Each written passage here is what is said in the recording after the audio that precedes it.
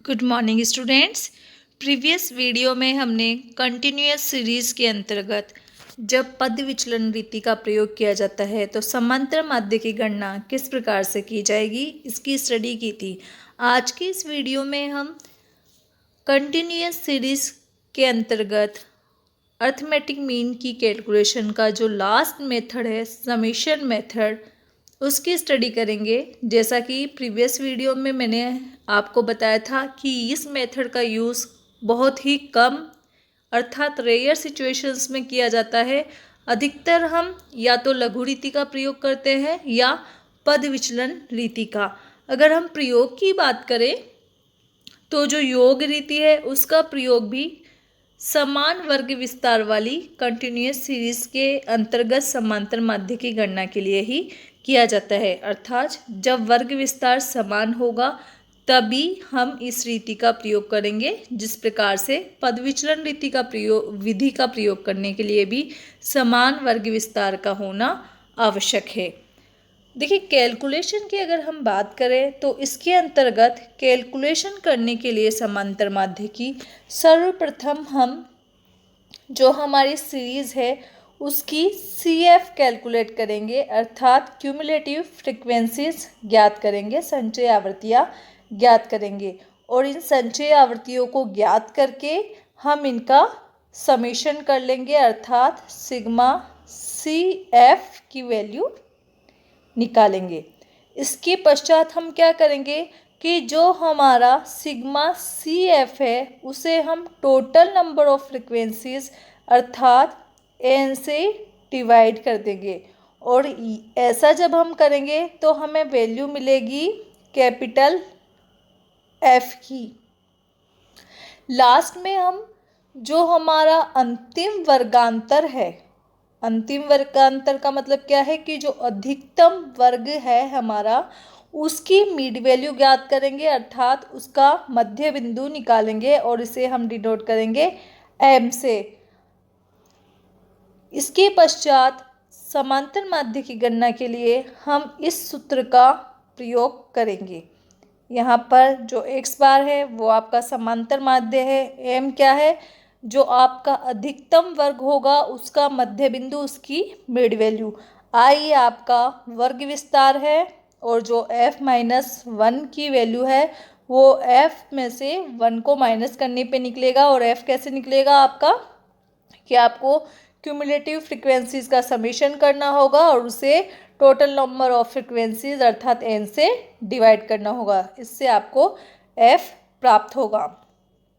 ठीक है, और ये जो n है n आपका किसके बराबर होता है, n आपका सिग्मा f के बराबर होता है, ये आपको पता है। ठीक है, अब हम इसे भी एक एग्जाम्पल के थ्रू देख लेते हैं। तो देखिए यहाँ पर ये उदाहरण है, वही उदाहरण है जो हमने प्रीवियस वीडियो में डायरेक्ट मेथड और शॉर्टकट मेथड और स्टेप डेविएशन मेथड के लिए यूज़ किया था।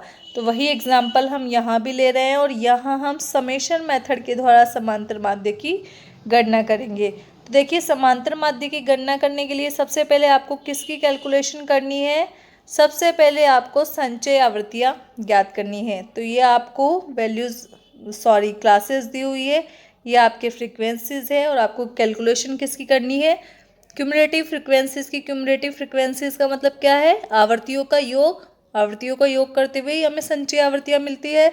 तो सबसे पहले तो हम 26 और 31 को ऐड करेंगे तो ये कितना हो जाएगा हमारा 57। अब इस 57 में हम 35 ऐड करेंगे तो 35 ऐड करने पे कितना हो जाएगा 92। 92 में हम 42 ऐड करेंगे, 42 ऐड करने पर ये हो जाएगा 134। 134 में हम जो नेक्स्ट वैल्यू है 82 इसे ऐड करेंगे तो 216 आ जाएगा। 216 में हम 71 को ऐड करेंगे तो 287 आ जाएगा और 287 में हम 54 ऐड करेंगे तो 341 आ जाएगा।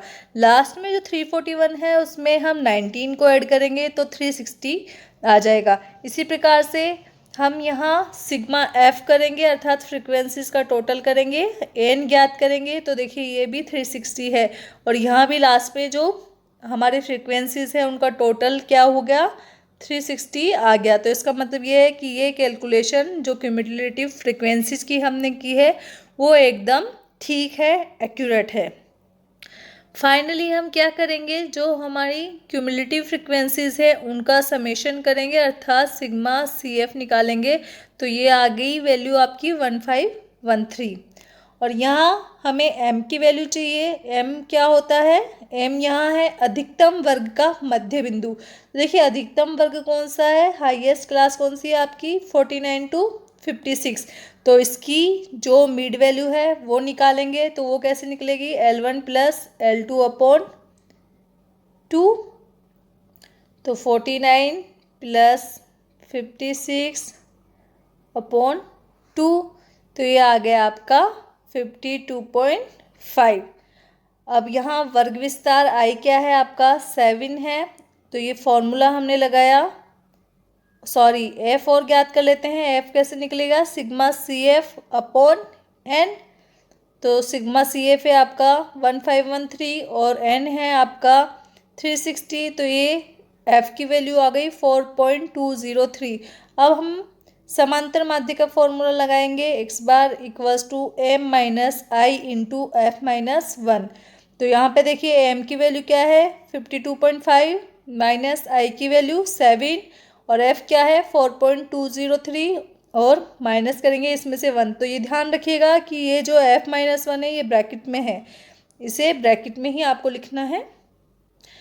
तो नेक्स्ट जो सॉल्यूशन है वो है 52.5 माइनस 7 और ये 4.2 में से आपने -1 किया तो 3.2 आ गया। और जब आप 7 को मल्टीप्लाई करेंगे 3.203 से तो आ जाएगा 22.42। तो 52.5 में से आपको 22.42 को माइनस कर देना है और जब आप ऐसा करेंगे तो वही सॉल्यूशन आपको मिलेगा, आंसर सॉरी वही मिलेगा जो आपको डायरेक्ट मेथड, शॉर्टकट मेथड और स्टेप डिवीजन मेथड में मिला था। अर्थात जो मीन हाइट है वो है 30.08 या फिर 30 फीट 1 इंच। इस प्रकार से ये समांतर माध्य की गणना किस प्रकार हम योग रीति में करते हैं उसकी स्टडी हुई। तो यहाँ हमारे समांतर माध्य की कैलकुलेशन की जो चारों मेथड्स है उनकी स्टडी कंप्लीट होती है। नेक्स्ट हम जो एक्यूरेसी चेक का फॉर्मूला है चार्लियर का उसकी स्टडी करेंगे। इस वीडियो में सिर्फ इतना ही। Thank you for watching this video.